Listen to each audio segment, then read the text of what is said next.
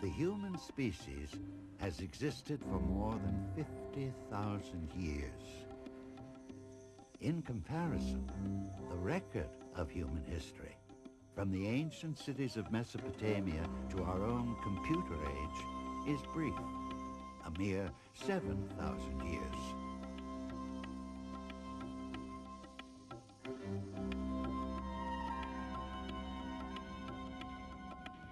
But for as long as we've been able to trace the story of human beings, wherever they left a sign of their habitation on the earth, we find sacred places, tombs and temples, symbols and shrines, all evidence that humanity has always searched for meaning beyond the realm of the senses, beyond the daily struggle to survive.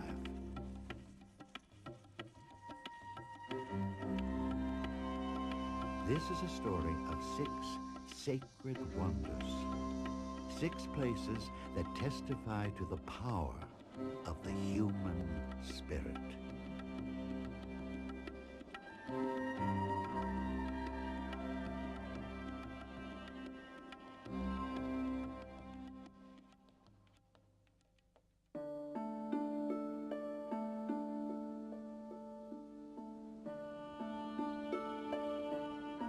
Our story begins on the green plains of England. Farm fields are dotted with hundreds of burial mounds, some containing the remains of ancient chieftains who lived here 5,000 years ago. Similar burial sites, together with numerous stone constructions of undeciphered meaning, are found throughout the British Isles. But of all the prehistoric sites in the world, the most famous and mysterious is Stonehenge. For centuries, Stonehenge has been the subject of myths and legends, folktales and fears. In medieval folklore, Stonehenge was said to be the work of the wizard Merlin.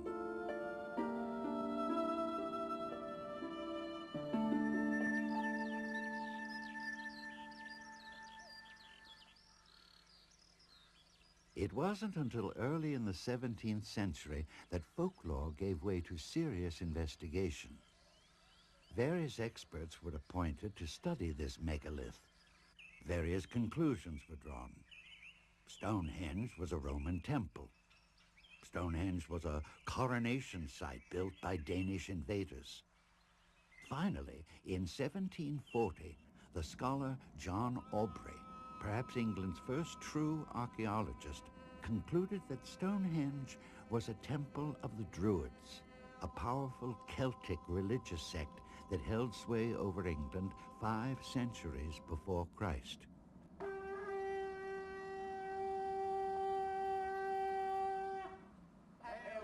Though subsequent archaeological discoveries have disproven Aubrey's theory, modern-day Druids still lay a spiritual claim to Stonehenge. To protect us.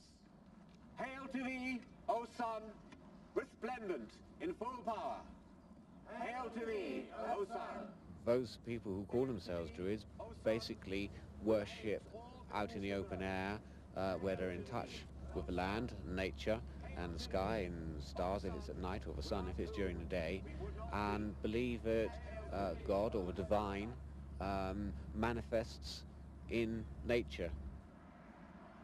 Hail to thee, O earth, the womb of all life. Stonehenge, to me personally, is a temple, a place where I can go and give thanks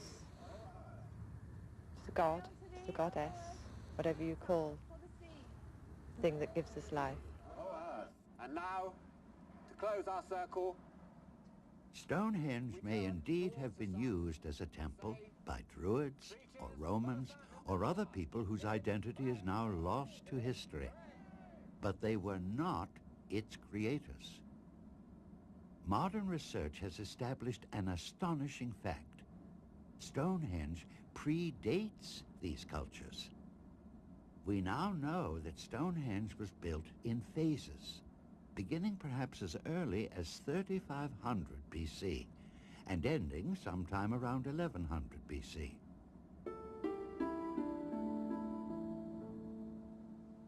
The builders lived in an agrarian society and were therefore at the mercy of the forces of nature. Sun and rain and the changes of season probably dictated the rhythms of their lives. There is no evidence of an advanced civilization or even of a centralized government or authority. Rather, Stonehenge appears to have been a remarkable cooperative project, an effort by primitive communities of Stone Age and Bronze Age peoples that spanned not just generations, but thousands of years. What knowledge, beliefs, or fears led these prehistoric people to pool their resources to build such a monument? The megalith was built before the invention of devices such as the pulley or even the wheel. For their excavations, the builders had only crude tools. To move the stones, they had only log rollers and ropes woven from animal hair. And yet, in one phase of the building of Stonehenge, the raw materials, called bluestones, some weighing as much as 8,000 pounds, were brought to the site from the Preseli Mountains in Wales, almost 250 miles away. It is estimated that it may have taken 100 years and the combined labor of thousands of people to accomplish the task. Stonehenge was an almost unbelievable feat of prehistoric engineering. In the final phase of the building of Stonehenge, massive sandstone blocks called sarcens were selected from a site about 20 miles to the north. Some of the sarcens weighed as much as 90,000 pounds. Once at the site, the sarcens were shaped and smoothed using hammerstones. Pegs, or mortises, were carved on the top of uprights to fit carved indentations in the lintels, the horizontal stones. These would form a continuous cap or ring on top of the upright pillars. After the stones had been properly shaped and tapered, a foundation pit was dug for each upright. The pillar was then rolled into position over the pit and levered into place. Then, supported by timber packing, the upright was raised a few inches at a time. When it was in the desired vertical alignment, the base was packed with stones and chalky soil. Then the horizontal lintels were raised inch by inch, using levers and massive wooden scaffoldings. After the outer circle of stones had been erected, massive trilithons were built, using the largest of the sarcens. Trilithons are two upright pillars capped by a lintel. 5 trilithons were placed in a horseshoe pattern inside the circle. The placement of various outlying stones has fueled considerable modern speculation. Was Stonehenge some kind of massive solar calendar or astronomical model? Stonehenge may have been created to measure the solar year in order to identify the most auspicious time for planting and harvesting, or even to predict eclipses of the sun and moon. But as with all theories about Stonehenge, there is evidence, but not proof.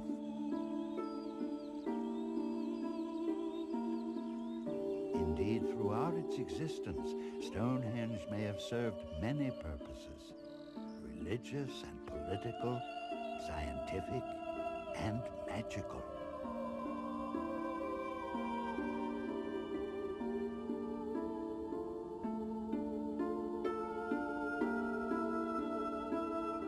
But the beauty and the power of Stonehenge lie in its mysteries.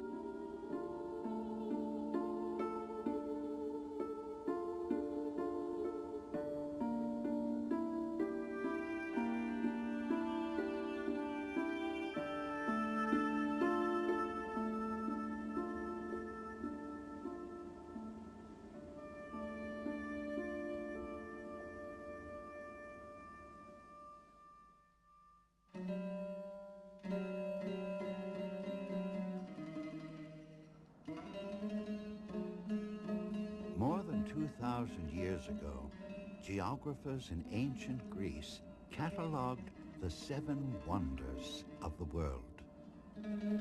All of these ancient wonders have long since vanished from the earth, all except one, the very oldest.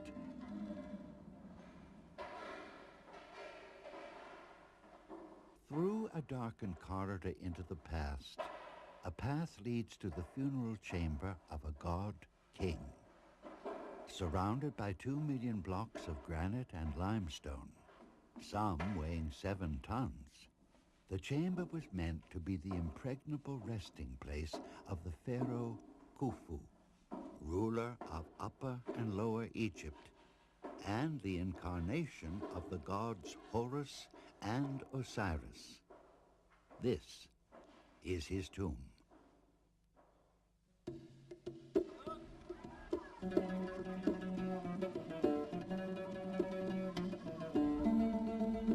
The pyramids at Giza. On a desert plateau some 25 miles west of Cairo stand the largest tombs ever built, the final resting places of Khufu, Khafra, and Menkaura, father, son, and grandson.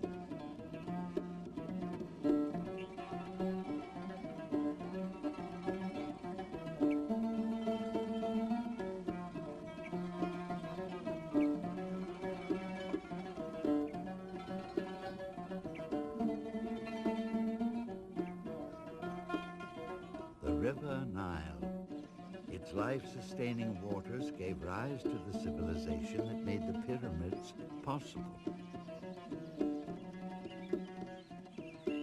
Before the beginning of recorded history, in an otherwise barren desert, nomadic peoples cultivated the land on the river's banks.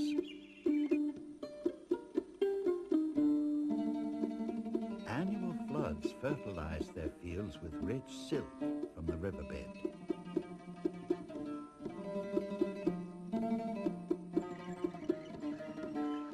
Over time, elaborate irrigation systems were devised to bring water to fields far from the river.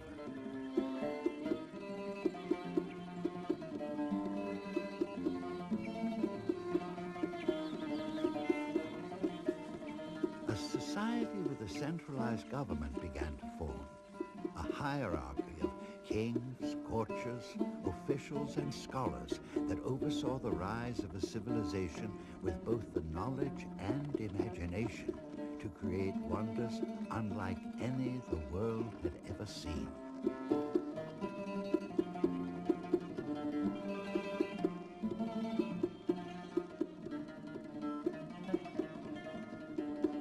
The pyramids stand on the boundary between unrecorded and recorded history. Around the time they were built, between approximately 2700 and 2550 BC, the earliest record of civilization begins. Pictures of the lives and beliefs of an ancient people.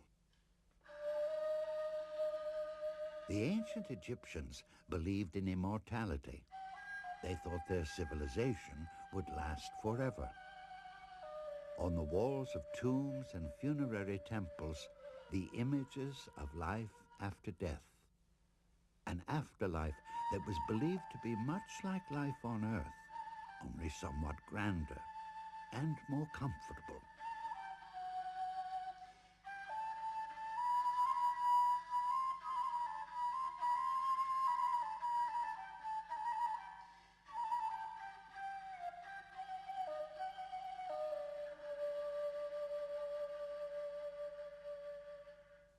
In ancient Egypt, The pharaoh, or king, was seen as the son of a god, and as such received the ka, depicted in this hieroglyph of outstretched hands.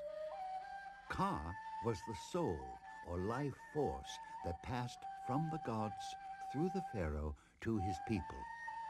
Thus the pharaoh was worshipped both in life and in death as the source of immortality.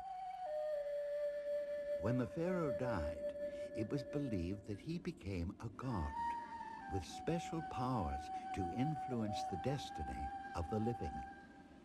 The pyramids were built both to preserve the body of the pharaoh, which was mummified to last throughout eternity, and to preserve his ka. The pyramids were the central structures in larger funerary complexes that included temples where the living could worship and make offerings to statues of the dead god-kings.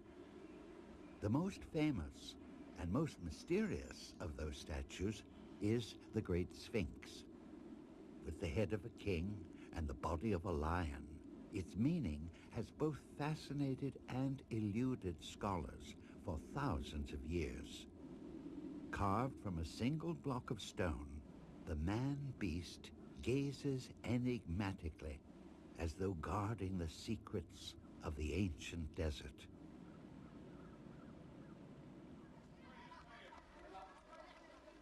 The size of the pyramids is so overwhelming that they dwarf even the greatest cathedrals of Europe. Each side of the Great Pyramid is longer than 7 football fields. Its base covers more than 13 acres, and it rises higher than a 40-story skyscraper.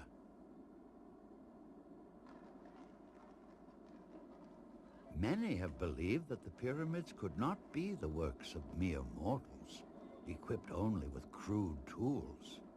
Rather, so some say, the gods themselves, or even visitors from another planet, must have had a hand in their creation. It is only the modern era that has produced a plausible explanation for how this astonishing feat of engineering and construction could have been accomplished. First, a site was chosen that had bedrock solid enough to support the tremendous weight of the pyramid. Then the area was surveyed so that the 4 sides of the pyramid would be perfectly oriented to the 4 points of the compass. To level the foundation, a gridwork of trenches was built. Water, flooded into the trenches, was used as a level. A string was stretched between 2 sticks of equal length, held touching the water. The ground was then leveled until measuring rods showed that the surface was parallel to the strings. Some of the limestone blocks were quarried at the building site. Others were cut from the banks of the Nile and floated to the site on barges. The stones were then pulled over wooden rollers to the site. As many as 200 men may have been harnessed to a single block, which could weigh more than 15,000 pounds. Huge ramps were built to serve as roadways for the massive blocks. Steeper ramps provided access to the mounting levels of stone. After the capstone had been placed on the final tier of stones, masons dressed the exterior with layers of fine white limestone, leaving a smooth, gleaming surface. Only a fragment of the limestone can still be seen at the summit of Khafra's pyramid. It was long believed that the pyramids were built by slaves. How else could sufficient labor have been marshaled for the prodigious task? But today, Egyptologists think that the workers were not slaves, but peasants, organized into teams or gangs. They would work in rotation for several months each year, throughout the decades needed to finish the project. They did so because the back-breaking toil was seen as an exalted calling, an opportunity to serve their kings, who would become gods.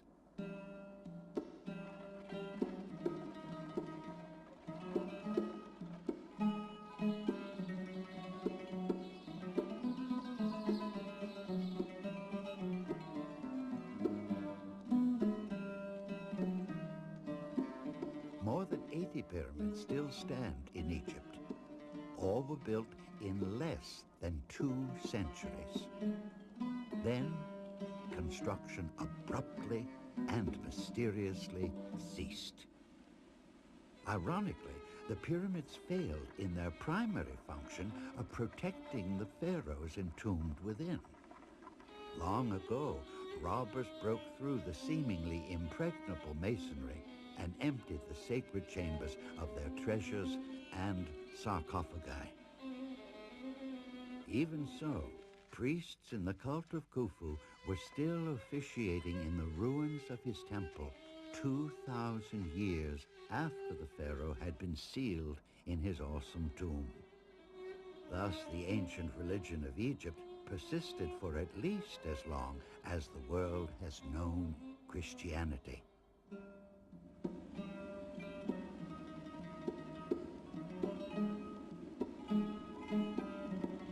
And although the pyramids have been assaulted and plundered by emperors and sultans, as well as by common